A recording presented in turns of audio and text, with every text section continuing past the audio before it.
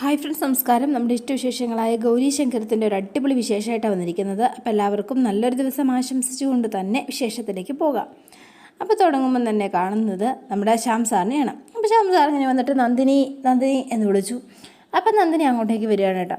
അപ്പോൾ കയ്യിൽ ഒരു പാത്രമുണ്ട്, കൂടെ മുത്തശ്ശിയുണ്ട്. അപ്പോൾ രണ്ടുപേരോടാണ് വരുന്നത്. ആ ഇതെന്തിനാ എന്ന് ചോദിച്ചോ. ഉച്ചയ്ക്ക് എന്തെങ്കിലും കഴിക്കണ്ടേ? എടോ അതെ, ഉച്ചയ്ക്ക് ശേഷം ആദർശനെ ആ വൈദ്യൻ്റെ അടുത്ത് കൊണ്ടുപോകണ്ടേ? അത് ഇന്നല്ല ശ്യാമേട്ടാ, നാളെയാ. ഓ നാളെയായിരുന്നോ, ഞാൻ മറന്നുപോയി. വൈദ്യരുടെ ചികിത്സ തുടങ്ങിയ ശേഷം അവൻ എന്തെങ്കിലും മാറ്റം നിങ്ങൾക്ക് തോന്നുന്നുണ്ടോ എന്ന് മുത്തശ്ശി ഇങ്ങനെ ചോദിക്കുക. അമ്മേ, ചികിത്സ തുടങ്ങിയിട്ടല്ലേ ഉള്ളൂ, മാറ്റം ഉണ്ടാവും. ഈ സമയത്താണ് മിഥുൻ കയറി വരുന്നത്. ആ മിഥുൻ വാ മോനെ എന്ന് പറഞ്ഞ് ഭയങ്കര സന്തോഷത്തിൽ തന്നെ ശ്യാം സാർ സ്വീകരിക്കുകയാണ്. അപ്പോൾ അകത്തേക്ക് കയറി വന്നു. ആ ഹായ് അങ്കിൾ, അപ്പം ഞാൻ ചായ എടുക്കാം. അയ്യോ വേണ്ട ആൻറ്റി, എനിക്ക് ഉടനെ തന്നെ പോകണം. അപ്പോഴേ ആരതിയും വന്നു. മിഥുനിരിക്കുക. അല്ല, ഞങ്ങളുടെ എൻഗേജ്മെൻറ്റിൻ്റെ കാര്യം ഇനിയും ലേറ്റ് ആക്കാതെ എത്രയും വേഗം നടത്തണം എന്നാണ് ഞാൻ ആഗ്രഹിക്കുന്നത് എന്ന് പറഞ്ഞു. അപ്പോൾ ഇവരെല്ലാവരും നിൽക്കുകയാണ്. ഈ സമയത്താണ് ആദർശും വേണിയും കൂടി അങ്ങോട്ടേക്ക് എത്തുന്നത്. ഹായ് ആദർശ്, ഇപ്പം എങ്ങനെയുണ്ട് എന്ന് ചോദിച്ചു. അറിയൊക്കെ പ്രത്യേകിച്ച് ചേഞ്ചൊന്നുമില്ല, അങ്ങനെ അങ്ങ് ഇരിക്കുന്നു. മുറിയിൽ നിന്ന് ഹോള്, ഹോളിൽ നിന്ന് മുറി, അങ്ങനെ അങ്ങ് പോകുന്നു. ആ അതെ എൻ്റെ പൊന്നോ, നമ്മുടെ ബോക്സിംഗ് ചാമ്പ്യൻ ഓടിച്ചാടി കുറേ നാൾ നടന്നതല്ലേ, ഇനി കുറേ ഒരു 3-4 മാസം റെസ്റ്റ് എടുക്കത്തേനെന്ന് ദൈവം വിചാരിച്ചു കാണും, അത്രയേ ഉള്ളൂ എന്ന് പറഞ്ഞു വേണി. ഇതാണ് കേട്ടോ കറക്റ്റ് പോസിറ്റീവ് ആറ്റിറ്റ്യൂഡ് എന്ന് പറയുന്നത്. അല്ല ശ്യാമങ്കള് ഒന്നും പറഞ്ഞില്ല. മിഥുൻ, ഇപ്പോഴത്തെ ഞങ്ങളുടെ ഒരു അവസ്ഥ വെച്ചിട്ട് മോന് നന്നായിട്ട് അറിയാമല്ലോ എന്ന് ചോദിച്ചു. അയ്യോ, ആർഭാടമായിട്ടൊരു എൻഗേജ്മെൻറ്റിൻ്റെ കാര്യമല്ല ഞാൻ ഉദ്ദേശിച്ചത്. നമ്മുടെ അടുത്ത ബന്ധുക്കളെ മാത്രം വിളിച്ച് വളരെ ലളിതമായിട്ട് ഒരു ചെറിയ ചടങ്ങായിട്ട് മതി ഞങ്ങളുടെ എൻഗേജ്മെൻറ്റ്. കല്യാണവും ലളിതമായ രീതിയിൽ തന്നെ നടത്താം. അയ്യടാ, അപ്പം നിങ്ങളുടെ കല്യാണത്തിന് ഈ സ്പെഷ്യൽ ഫോട്ടോഷൂട്ടൊന്നും ഉണ്ടാവില്ല എന്ന് ചോദിച്ചു വേണി. അതേ, കല്യാണ പെണ്ണും ചക്കരും വൈറലാവണം കേട്ടോ, അതാണ് ഇപ്പോഴത്തെ ഒരു ട്രെൻഡ്. പണം ദൂർത്തടിച്ച് നടത്തുന്ന അത്തരം ചിലവുകളോട് എനിക്ക് യാതൊരു താല്പര്യവുമില്ല. ആരതി, ഞാൻ എൻ്റെ തീരുമാനം പറഞ്ഞു, തനിക്ക് തൻ്റെ തീരുമാനം വേണമെങ്കിൽ അഭിപ്രായ വ്യത്യാസം ഉണ്ടെങ്കിൽ പറയാം എന്ന് പറഞ്ഞു. ഡോക്ടർ എന്ത് അഭിപ്രായം ചോദിച്ചാലും നമ്മുടെ ആരതി കുട്ടിക്ക് ചിരി മാത്രമേ ഉള്ളൂ, അവൾക്ക് വേറെ ഒന്നും പറയാനില്ല. അല്ല, നിനക്ക് ചിരി മാത്രമേ ഉള്ളൂ, അഭിപ്രായമൊന്നുമില്ലേ എന്ന് ചോദിച്ചു വേണി. അല്ല, ഞാൻ എന്ത് പറയാനാ, കാര്യങ്ങളൊക്കെ അച്ഛനും ഏട്ടനോട് അങ്ങ് തീരുമാനിച്ചാൽ മതി എന്ന് പറഞ്ഞു. ആ അപ്പോൾ വേഗം തന്നെ മോളെ ആരതി, നിൻ്റെ അച്ഛനും ഏട്ടനും എന്ത് തീരുമാനമെടുക്കണം എന്ന് തീരുമാനിക്കുന്നതേ ഈ മുത്തശ്ശിയാണ്, അത് നീ മറക്കണ്ട എന്നുണ്ടേ മുത്തശ്ശി. അപ്പോൾ ഇവരെല്ലാവരും ഇങ്ങനെ ഇരുന്നു. അതെ മിഥുൻ ഡോക്ടറെ, നമ്മുടെ ആദർശനെ ചെറിയൊരു പനിക്കോളുണ്ട് കേട്ടോ, ഒന്ന് നോക്കിയേ. എൻ്റെ പൊന്നോ, പനിയല്ലെന്നേ, ഒരു ജലദോഷം, അത്രയേ ഉള്ളൂന്നേ. അന്ന് സാരമുള്ള കേസല്ല, ജലദോഷമെങ്കിൽ ജലദോഷം, അതൊന്ന് പരിശോധിച്ച് നോക്കാമല്ലോ. പിന്നെന്താ, അതെ നമുക്ക് ഫ്രീ ആയിട്ടൊരു ഡോക്ടറെ കിട്ടിയതല്ലേ ആദർശേട്ടാ, പിന്നെ ഒന്ന് നോക്കുന്നതിന് എന്താ കുഴപ്പം? അപ്പം ഒരു ഡോക്ടറെ ഫ്രീ ആയിട്ട് കിട്ടിയിട്ട് നമ്മളത് ഉപയോഗിച്ചില്ലെങ്കിൽ മോശമല്ലേ? അപ്പം മിഥുൻ വേഗം വന്നു. എന്നിട്ട് ആദർശിൻ്റെ കണ്ണിലും ഇങ്ങനെ ഇതിലൊക്കെ നോക്കുകയാണ്. അപ്പോഴാണ് ആദർശിന് വേഗം അവൻ്റെ കയ്യിൽ കിടക്കുന്ന ആ ചെയിൻ ശ്രദ്ധിച്ചത്. താൻ എപ്പോഴോ എവിടെയോ കണ്ടിട്ടുണ്ട്, പക്ഷേ എങ്കിൽ ആദർശിന് അത് ഓർമ്മ കിട്ടണില്ല. അതേ സാധനം അതേ രീതിയിൽ തന്നെ ആദർശ് ഓർത്തെടുക്കുകയാണ്. ഞാൻ എവിടെ വെച്ചാൽ കണ്ടത് എന്നിങ്ങനെ മനസ്സിൽ ഓർക്കുകയാണ്. ഇനി എനിക്കങ്ങനെ തോന്നുകയാണോ എന്നും ആൾക്കൊരു ഡൗട്ടുണ്ട് കേട്ടോ. പക്ഷേ എങ്കിൽ ഒരു പിടുത്തം കിട്ടിയില്ല. അന്ന് ആ ഹോസ്പിറ്റലിൽ വെച്ച് ഇവൻ ആ സമയത്ത് ഇഞ്ചക്ഷൻ എടുക്കാൻ വന്ന സമയത്ത്, ഇവനെ കൊല്ലാൻ വന്ന സമയത്ത് ഈ ചെയിൻ കൈ കടന്ന് ആദർശ് കണ്ടിട്ടുണ്ട് ഒരു പാതി മയക്കത്തിൽ. പക്ഷേ ആദർശിനത് ഓർത്തെടുക്കാൻ കഴിഞ്ഞതേയില്ല. പിന്നെ നോക്കിയിട്ട് വേഗം തന്നെ വേറെ കുഴപ്പമൊന്നുമില്ല കേട്ടോ, ആദർശ് ഓക്കെയാണ് എന്ന് പറഞ്ഞു. അപ്പോൾ എല്ലാവർക്കും സന്തോഷമായി. എന്നാൽ പിന്നെ ഞാൻ ഇറങ്ങട്ടെ. അപ്പോൾ ആദർശ് വേറെ ആലോചനയിൽ ഇങ്ങനെ ഇരിക്കുകയാണ്. എന്നാൽ ശരി എന്ന് പറഞ്ഞാൽ ഇവൻ അങ്ങ് പോവുകയും ചെയ്തു. അപ്പോൾ എല്ലാവരും ഭയങ്കര ഹാപ്പി ആയിട്ട് ഇങ്ങനെ നിൽക്കുന്നു. പിന്നെ കാണുന്നത് വേണീനെയാണ്. അപ്പോൾ വേണി ഈ സ്റ്റൂളിൻ്റെ മണ്ട കയറുന്ന എന്തോ തപ്പാണ് ആള്. അപ്പോൾ ഇങ്ങനെ നോക്കി വരുമ്പോഴത്തേനും ഈ സന്ധ്യ അങ്ങോട്ടേക്ക് വരുന്നത്. സന്ധ്യ വരുമ്പോഴത്തേനും ഷെടാ, ആ സാധനം എങ്ങോട്ട് പോയി? ഇതാ ഈ വീട്ടിലെ കുഴപ്പം, ഒരു സാധനം ഒരിടത്ത് വെച്ചാൽ അവിടെ ഇരിക്കില്ല, കാണില്ല, പിന്നെ എന്ത് ചെയ്യും? എന്നിട്ട് സ്റ്റൂളിൽ നിന്ന് ആളെ നേരേക്ക് എടുത്തൊരൊറ്റ ചാട്ടം. എന്നിട്ട് ഇങ്ങനെ നോക്കുകയാണ്. അപ്പം സന്ധ്യയ്ക്ക് കാര്യങ്ങളൊക്കെ മനസ്സിലായി. എന്നാലും ഈ സാധനം ഇതെവിടെ പോയി? അപ്പം സന്ധ്യയ്ക്കൊരു ഡൗട്ട് ഉണ്ടായിരുന്നു. അതിപ്പോൾ എന്തായാലും ക്ലിയറായി. ആൾ നേരെ ചെന്നു മഹാദേവൻ സാറിൻ്റെ ഫോണിലേക്ക് വിളിക്കുകയാണ്. ആഹാ, ഇത് നമ്മുടെ സന്ധ്യയാണല്ലോ, ഹോം നേഴ്സ്. എന്താണാവോ എന്നോർത്തു. എന്തെങ്കിലും പ്രശ്നമുണ്ടോ ആവോ എന്നൊക്കെ പറഞ്ഞ് മഹാദേവൻ ഫോൺ എടുത്തു. ആ സന്ധ്യേ, പറയൂ വിശേഷങ്ങൾ. എന്തൊക്കെയാണ് വിശേഷങ്ങൾ? മഹാദേവൻ സാറേ, എനിക്കൊരു പ്രധാനപ്പെട്ട വിശേഷം സാറിനോട് പറയാനുണ്ട് കേട്ടോ. സന്ധ്യ എന്തിട്ടാ പറയാൻ പോണമെന്ന് എനിക്ക് മനസ്സിലായിട്ടോ. ആഹാ, അപ്പം സാറിന് കാര്യങ്ങൾ നേരത്തെ അറിയാമായിരുന്നോ? അറിയായിരുന്നോ? പിന്നെ അറിയാണ്ടിരിക്കുമോ? പിന്നെ ഉണ്ടല്ലോ ചാരങ്ങാട്ടെ മഹാദേവൻ എന്ന് പറയുന്ന ആരാ? ത്രികാലജ്ഞാനിയാണ്, ത്രികാലജ്ഞാനി. മനസ്സിലായോ സന്ധ്യയ്ക്ക്? അതെ, എവിടെ എന്ത് നടന്നാലും ഈ ചാരങ്ങാട്ട് മഹാദേവനും മനസ്സിലാവും. അതാ ശീലം. അല്ല മഹാദേവൻ സാറേ, സാറിന് കാര്യങ്ങളൊക്കെ അറിയാമെങ്കിൽ പിന്നെ എന്തിനാ പിന്നെ ഇങ്ങോട്ടേക്ക് പറഞ്ഞു വിട്ടത്? അതിൻ്റെ വല്ല കാര്യം ഉണ്ടായിരുന്നോ?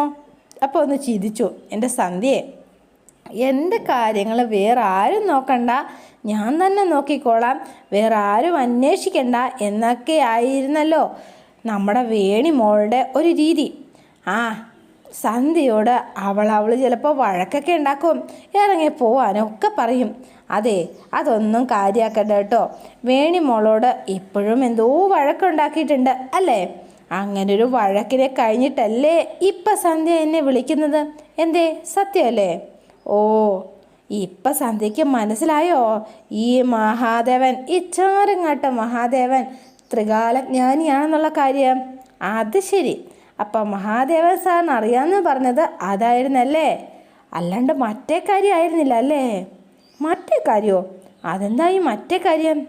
മഹാദേവൻ സാറേ, സാറ് വിചാരിക്കുന്നത് പോലെ അല്ല ഇവിടുത്തെ കാര്യങ്ങൾ. സന്ധ്യയെ, ഞാൻ വിചാരിക്കുന്ന പോലെ കാര്യങ്ങൾ നടത്താനായിട്ടാണല്ലോ സന്ധ്യനെ ഇത്രയും കാശ് മുടക്കി ഞാൻ അങ്ങോട്ടേക്ക് അയച്ചത് അല്ലേ?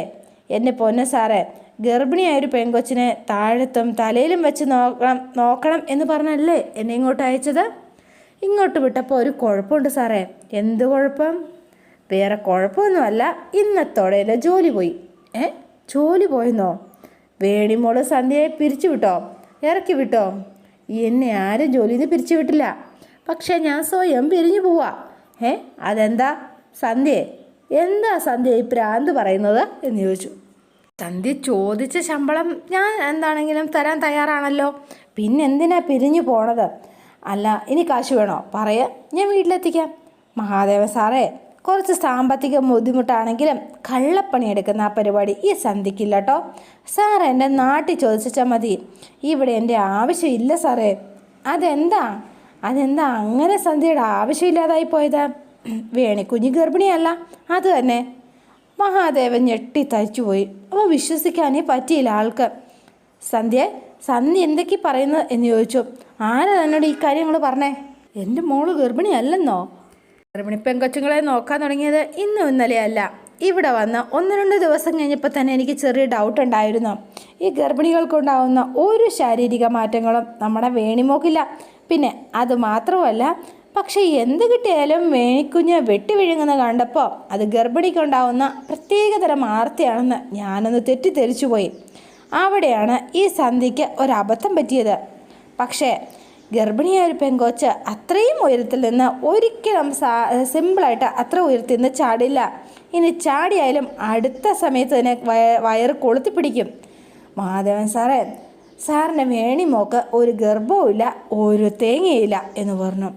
സാറേ, ഇത് മൊത്തം ഉടായിപ്പാട്ടോ, എന്തോ സംഭവം ഇവിടെ നടക്കുന്നുണ്ട്. വേണിക്കുഞ്ഞ് എന്തിനാ ഇങ്ങനൊരു കള്ളം പറയുന്നതെന്ന് എനിക്ക് മനസ്സിലാവുന്നില്ല. അപ്പം മഹാദേവൻ ആ അടി കിട്ടിയ പോലെ ആയിപ്പോയി. പക്ഷേ ശങ്കർ പറയാൻ ചെന്നിട്ട് ശങ്കർ മാറ്റിവെച്ച കാര്യം മഹാദേവൻ അറിഞ്ഞു. അതോടെയാണ് ഇനി തുടങ്ങുകയാണ് കേട്ടോ യുദ്ധം. മഹാദേവനെ കലി പൂണ്ടങ്ങനെ നിൽക്കുകയാണ്. അപ്പോൾ ആളൊന്നും വിചാരിച്ചില്ല, നേരെ തിരുവനന്തപുരത്തേക്ക് വച്ച് പിടിപ്പിച്ചു. അപ്പോൾ കൂടെ ഒരു ചിങ്കിടിയുണ്ട്. അവനോട് പറഞ്ഞു, അതെ, ഇത് എൻ്റെ മരുമോൻ്റെയും അതുപോലെ എൻ്റെ മരുമോളുടെയും വീടാണ്. താൻ തൽക്കാലം ഈ വീട്ടിൽ തന്നെ അല്ലെങ്കിൽ ഈ കാറിൽ തന്നെ നിന്നേച്ചാൽ മതി എന്ന് പറഞ്ഞ് അവനെ അവിടെ നിർത്തിയിട്ട് മഹാദേവൻ നേരെ അകത്തേക്ക് കയറി ചെല്ലുകയാണ്. അപ്പോൾ ശ്യാംസാർ അവിടെ ഇരിപ്പുണ്ട്. ആഹാ, മഹാദേവനോ? ഇതെന്താ തീരെ പ്രതീക്ഷിക്കാത്തൊരു വരവായി പോയല്ലോ. അപ്പം നന്ദിനിയമ്മയും മുത്തശ്ശിയും ആരതിയും എല്ലാവരും വന്നു. അല്ല, എന്തു പറ്റി പെട്ടെന്ന് വരാൻ? പ്രൊഫസർ എന്താ ചോദിച്ചത്? പെട്ടെന്ന് എന്താ ഇങ്ങോട്ട് വരാൻ കാരണമെന്നോ? ആ, എൻ്റെ പൊന്ന് പ്രൊഫസറെ, വലിയൊരു കാരണം ഉണ്ടായിട്ടോ. പിന്നെ എന്താന്ന് വെച്ചാലേ, ഒരു ചെറിയ കാരണം എന്ന് പറയാം. നമ്മുടെ തെച്ചിക്കോട്ട് രാമചന്ദ്രനില്ലേ, പൂരത്തിനൊക്കെ എഴുന്നള്ളിക്കുന്നത്, ആ അതുപോലത്തെ ഒരു ചെറിയൊരു കാരണം എന്ന് പറഞ്ഞു. ആ അല്ല, നമ്മുടെ വേണിമോളെവിടെ എന്ന് ചോദിച്ചു. അപ്പോൾ വേണി അങ്ങോട്ടേക്ക് വരിക. ഞാനിവിടെ ഉണ്ട് അച്ഛാ എന്ന് പറഞ്ഞു. ആഹാ, മോളിവിടെ ഉണ്ടോ? അപ്പോൾ വേണി ഓടി വന്നു അച്ഛനെ കെട്ടിപ്പിടിച്ചു. അല്ല, അച്ഛൻ ഇങ്ങോട്ട് വരുന്നൊന്നൊന്ന് ഫോൺ വിളിച്ച് പറയുക പോലും ചെയ്തില്ലല്ലോ. അയ്യോ മോളെ, എനിക്കിങ്ങോട്ട് വിളിച്ചു പറയാനായിട്ട് എനിക്ക് സമയമൊന്നും കിട്ടിയില്ല.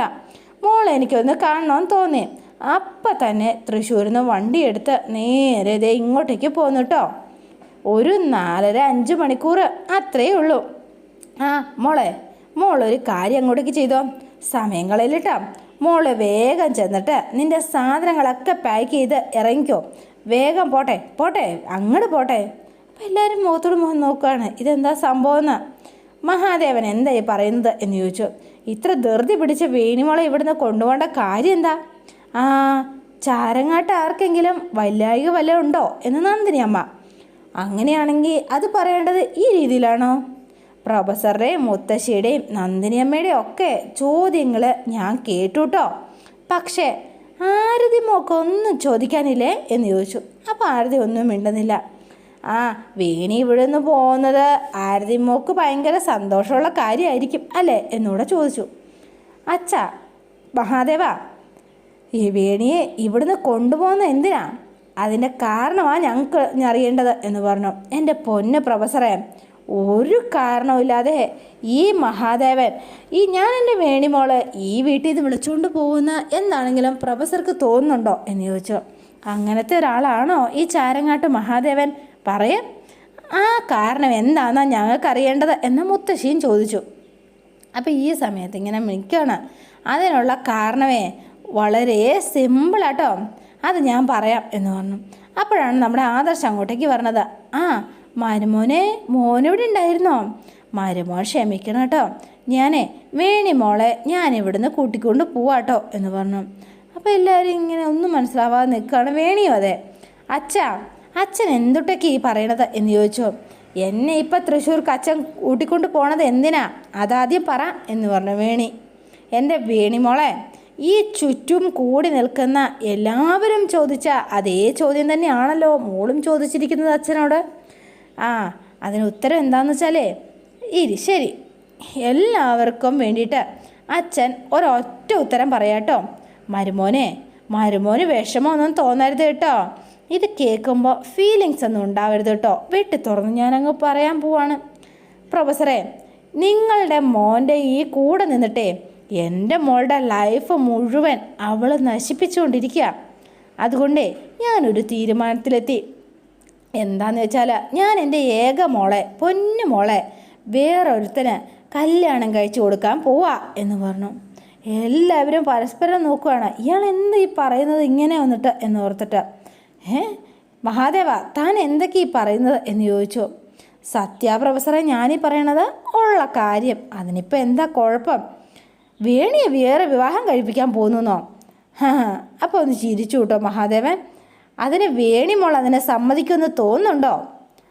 അല്ല, ഇയാൾക്ക് എന്താ ശ്യാമേ, ഈ മഹാദേവൻ എന്തൊക്കെയാണ് വിളിച്ചു പറയുന്നത് എന്ന് മുത്തശ്ശിയും ചോദിക്കുകയാണ്. പ്രൊഫസറെ, നന്ദിനിയമ്മേ, മുത്തശ്ശി, നിങ്ങൾ വെറുതെ ബേജാറാവണ്ട, നിങ്ങളെല്ലാം നടയെങ്കിൽ ഞാൻ ചോദിക്കാം എന്ന് പറഞ്ഞു. അച്ഛൻ എന്തൊക്കെ തേങ്ങയായി പറയണത് എന്ന് ചോദിച്ചു. അതെ, എന്നെ വേറൊരുത്തനെ കല്യാണം കഴിച്ച് കൊടുപ്പിക്കാൻ പോവാന്നോ? അതെന്താ, അച്ഛൻ്റെ തലയ്ക്ക് വല്ല ഭ്രാന്തുണ്ടോ? ഇത് ഭ്രാന്തെന്നോ വട്ടെന്നോ എന്തെന്ന് വെച്ചാൽ നീ വിളിച്ചോ, അതൊന്നും കുഴപ്പമില്ലെന്നേ. ഈ അച്ഛനെ മോളെ കുറിച്ചിട്ട് ഒരു ചിന്തയൊക്കെ ഉണ്ട് കേട്ടോ. വേണിമോള്, ഇതുണ്ടല്ലോ, ഇത് അച്ഛൻ്റെ കറക്റ്റ് ഡിസിഷനാണ് കേട്ടോ. ഒരു തെറ്റുമില്ല. നിൻ്റെ ഭാവിക്ക് വേണ്ടിയിട്ട് അതാണ് നല്ലത്. അതെ, എൻ്റെ ആദർശനെ വിട്ടിട്ട് എനിക്കൊരു ഭാവിയും വേണ്ട, ഒരു ഭൂതവും വേണ്ട എന്ന് പറഞ്ഞു. അപ്പോൾ ഇങ്ങനെ നോക്കിയിരുന്നു എല്ലാവരും.